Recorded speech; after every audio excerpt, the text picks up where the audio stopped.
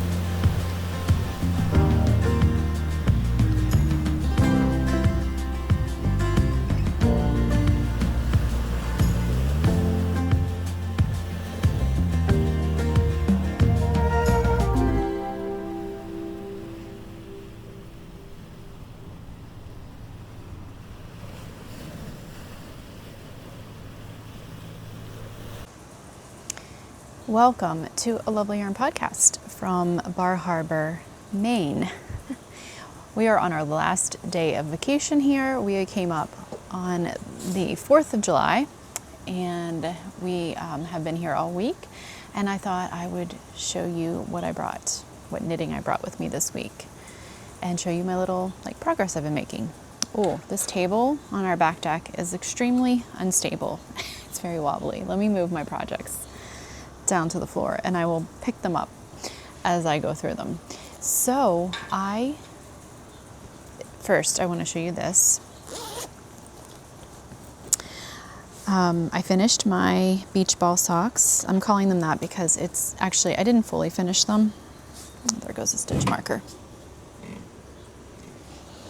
It feels so weird to podcast like this because, so we came up here with my son, Ian, and his wife, and then my daughter, Lily, and her boyfriend. And so the only child of ours that didn't come up was Sergey and his wife.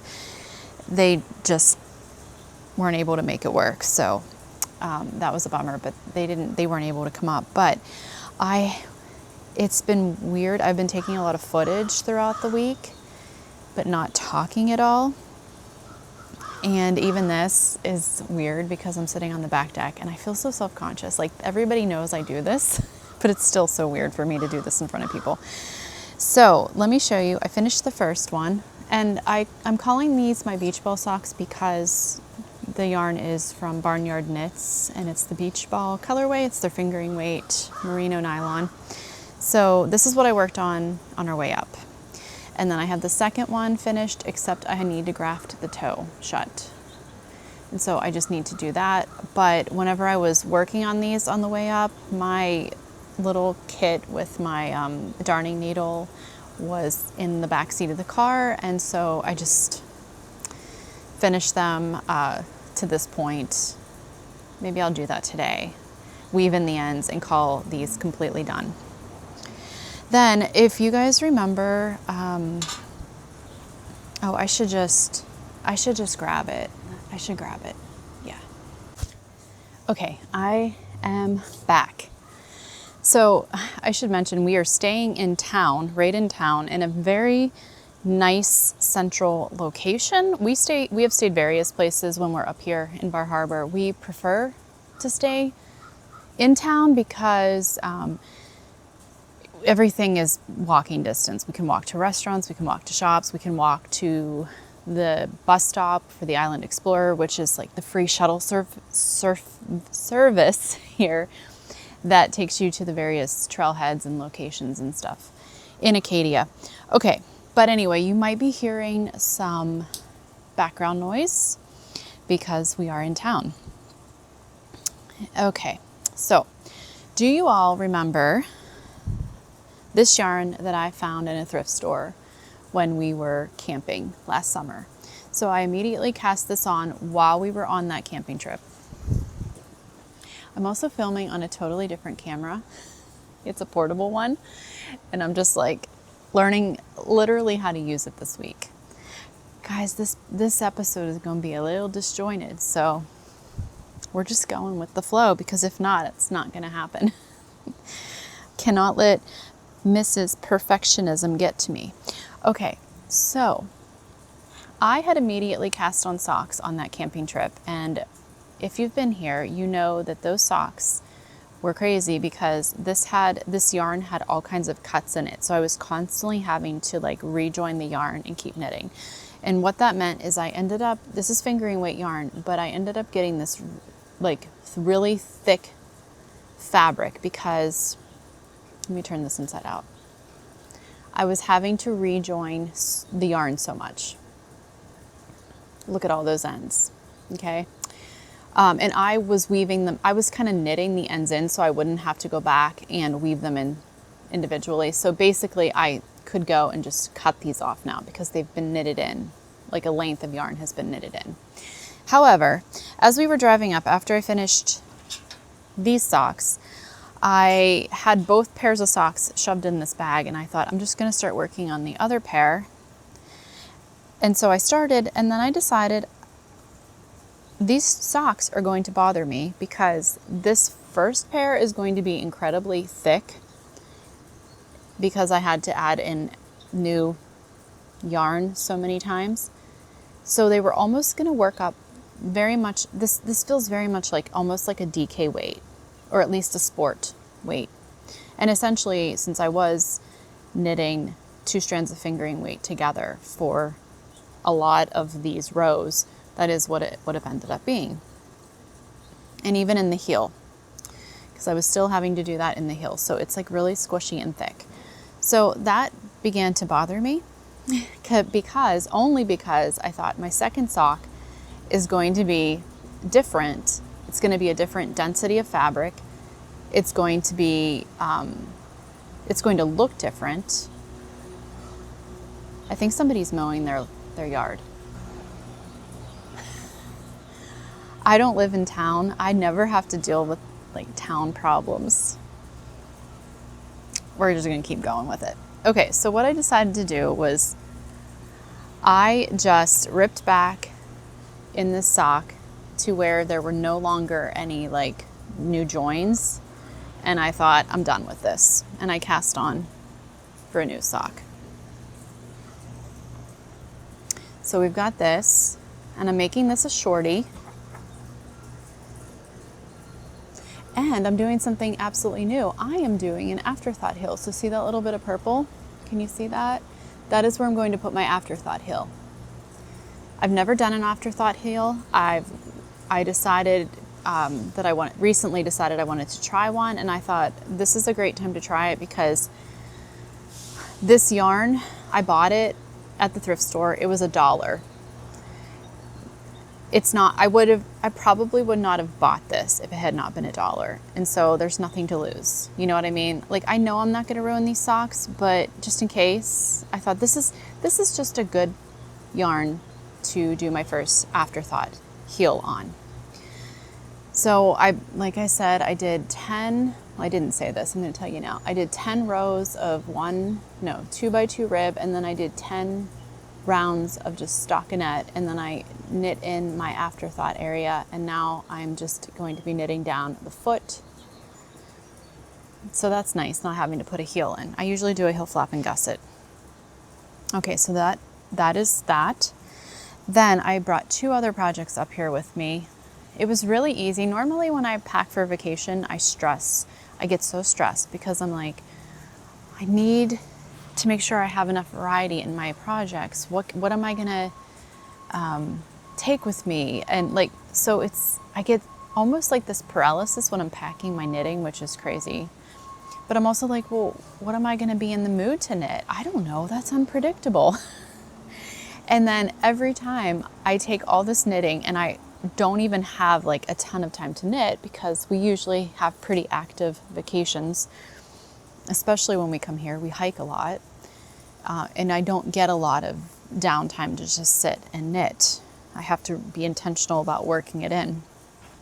And so I brought up these socks, and I brought 2 other projects up, both of which I had previously and recently started. And they are the rift tee, my second rift tee I'm making, and then I also brought up my Vilma top. So I've made the most progress on my rift tee because it is to the point I had already knit, there goes my yarn, I had already knit my bottom hems. It's a split hem, so you start by knitting your bottom hems separate, and then you join in the round, and you are basically, most of it is just stockinette stitch in the round with a little bit of twisted rib up each side seam. So I have this much done.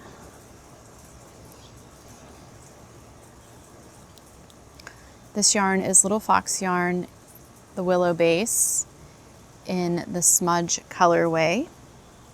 And this base is a 70% organic merino and 30% hemp.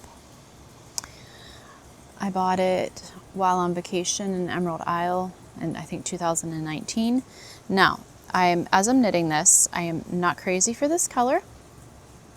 I'm not a gray person at all. I feel very drab when I wear gray. I'm actually wondering why I bought this yarn. why I bought this color. I like the yarn a lot. I'm wondering why I bought the color. So I think what I'm going to do is over dye it when I'm done. I've never, okay, I was going to say I've never dyed yarn, but that's not fully true. I did some natural dyeing a long time ago, maybe in like 2018. I used avocados, like the pits. I've dyed with pokeweed because we have a ton of pokeweed. It's so invasive on our property at home. So I've used pokeweed berries. I've done some goldenrod, some black walnut. So I have done some natural dyeing. And I did dye yarn with Kool-Aid one time, but that is the extent. So I'm not, like, it's not something I've done a lot of. But I think I'm going to talk to my friend Jody, who owns Flower Hill Fleeces, because she is a yarn dyer. And I think I might have her help me with this. And I'm probably going to go blue, like a blue color. It has hemp in it, so it's going to dye up with, I would assume, some depth. Let me give you a close, like you can already see the depth of it. But yeah, I don't know. I'm not going to make that final decision until I'm completely done and I try it on and I see how I feel in it and how it looks on me. I just don't like gray. Anything I've ever knit that's gray, I don't wear. And I don't choose gray anymore, but like I have in the past. This pattern is very relaxing. I will probably work on this quite a bit on our car ride home tomorrow. We have a very long car ride. It's over 14 hours without any stops, so it's very long. I don't like it. I love it up here, but I'm not a big car person. I don't know, but it does allow a lot of time for knitting, so that's a positive of it. My husband does most of the driving because he prefers that, and it's funny because at home I drive a lot. Like even when we go places, it's typically me driving, but then when we are on vacation, he does a lot of the driving and I sit there and I knit, and we usually listen to an audiobook or something. So I don't think I have anything else to say. I talked a little bit more extensively about like the needle size and all that in my last episode. This is basically just to show you my progress that I've made. My last project is my Vilma top, and I'm probably mid-row. Am I mid-row on this? This pattern is by, oh, I forgot to say that the Rift Tee is by Jack Studio. Okay, yep, I am in the middle of a row. Of course I am. I have not made a lot of progress on this because it is the project that requires the most thought, only because it has lace in it. It's not hard, but it does require more thought. So I'm around a lot of people and it's just not like, I don't want knitting that I'm going to have to concentrate on, but I have worked on it a little bit. After, you see, this is the back lace panel, and then there's lace, there's a little bit of lace on each side. And then you've got this like stockinette section that runs down the side here. So after I talked about this in my last episode, so many of you were saying, basically, that's going to be way too big on you. You should have went down to the smallest size. This is the second smallest size. And I talked about how I went down to a size US 3 needle, which is, what is that in millimeters? Oh my goodness, I can't even read that. 3.25, is that what that says? 3.25 millimeter. And the pattern calls for US 6, which I believe is 4 millimeter. So I had to go way down a needle size to get gauge. And even then, it still seems really large. So a lot of you were saying, go down a needle size. I'm still questioning my decisions, to be honest. I said, I'm going to go with my knitting intuition and stay at the size. I think this is the size small. I am using Drops Belle, which is a cotton linen viscose. The pattern was written with I believe it's a 100% wool yarn used as the recommended yarn. And so my garment is going to turn out differently. It's going to be more drapey, and her sample if you look at the picture, it's a very stiff looking yarn. I can't remember what the yarn was that she used, but it looks very stiff, like much more stiff, where mine's going to be more fluid and drapey. And I don't know. I'm just still questioning this. This is an example of why I love to re-knit patterns, because the first time I knit any new pattern, I always go in with a little bit of trepidation, because I've never knit it before and I don't know what to expect exactly. When I re-knit projects, I've done it before. I have an idea of how the garment's going to look in the end. And so I feel like I can knit it with less fear of it maybe not fitting. My neighbor's sneezing. So, and it is a provisional cast on. It's so noisy. We're literally right in the heart of town, right by the supermarket. And I think garbage pickup is happening. Maybe I will return. I had to move to the front porch because our neighbor was getting their propane tank filled, and he was gonna be there. The service guy was gonna be there for a while. So basically, I'm just gonna wrap it up, but I was saying that I don't know how the Vilma top is gonna turn out, and it may end up being a complete frog project in the end, but I probably won't work on it anymore while we're here. I will probably wait until we get home and then think about it more, rather than just, because I still have that pair of socks and my rift tee that I can work on during the car ride. So I think I'm going to, put the Vilma top on hold and just wait until I get home and my brain is out of vacation mode, and then reassess.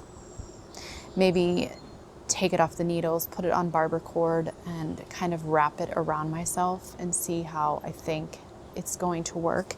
Because, let me look at I forget, drops Belle. I think it can be, hold on a second, let me look. It's cotton, viscose, and linen. So, I mean, I have no problem like trying to shrink stuff in the dryer. I've done it successfully in the past, but I don't know that I've ever tried shrinking anything with the drops Belle. So I don't know how well it works. So if any of you have done that with drops Belle, like thrown it in the dryer to shrink it up a bit, please let me know your experience with that down below, because if I knew that it would shrink a little bit if I dried it, then I would probably just keep foraging on with it. But I read so many things, and I think I had a couple viewers say, oh yeah, I thought it seemed extremely big too, and then I kept going with it and it ended up being fine. And then I know somebody said that, plus they said now it's a little bit smaller than I thought it was going to be. So it's like, it feels like it's one of those patterns that very much the outcome depends very much upon the type of yarn you use. We will see. We will see what happens with that. But I am going to wrap it up for now because it is mid-morning and we are going to go hike another trail. It is our last day here, and so we are going to do, Ian and Jordan are going to go do their own thing today. They're going to do the gorge and the north ridge of Cadillac Mountain. I don't think I can handle that today and then sit in a car tomorrow and get all stiff.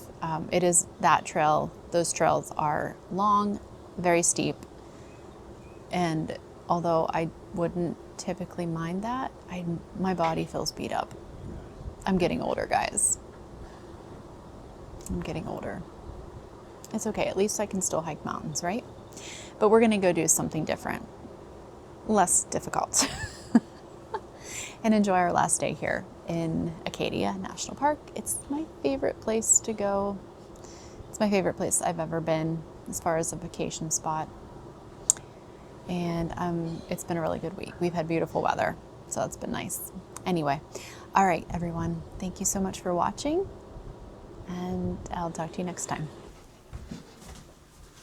Okay, I decided that I'm going to, so I have this Vilma top on a very long needle cable. I have it on long cable, not a long needle.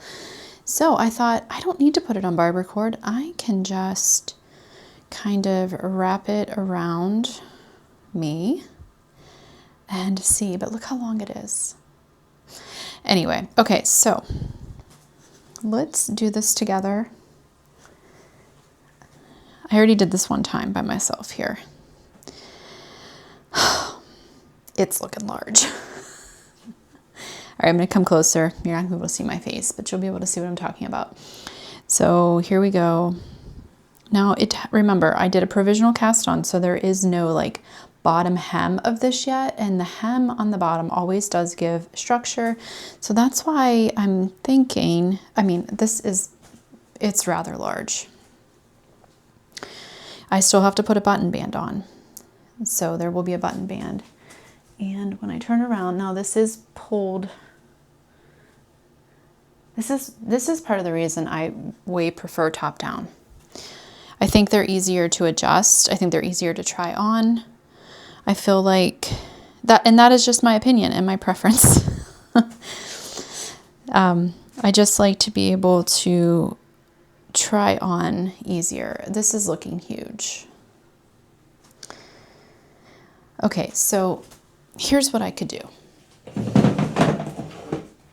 Let's have a seat. I'm filming in the bathroom because there's the best light in here. The bedroom's a little bit dark.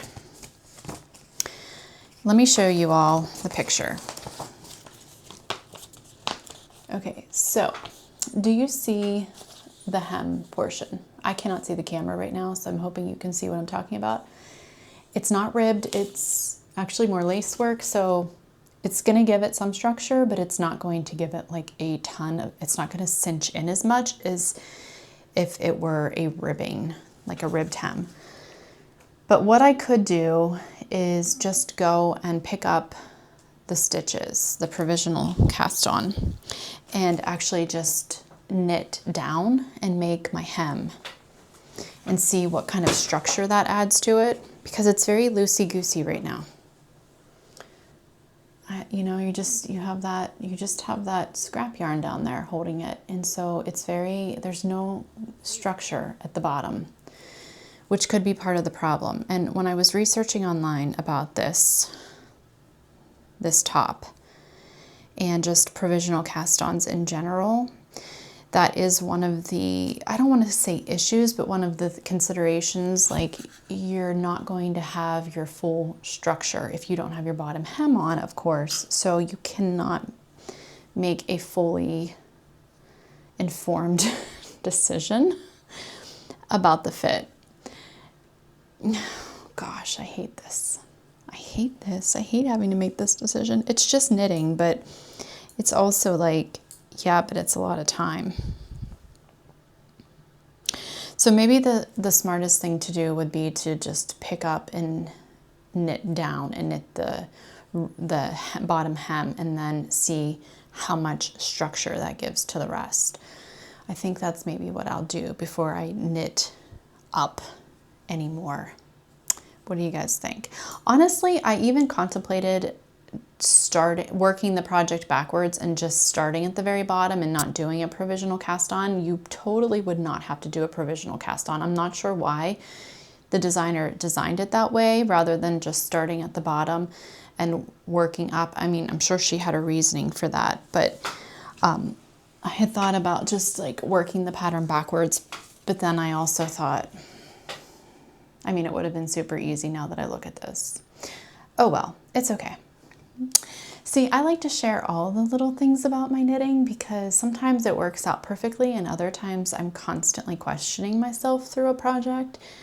And that's just how it is sometimes, you know? Just how it is.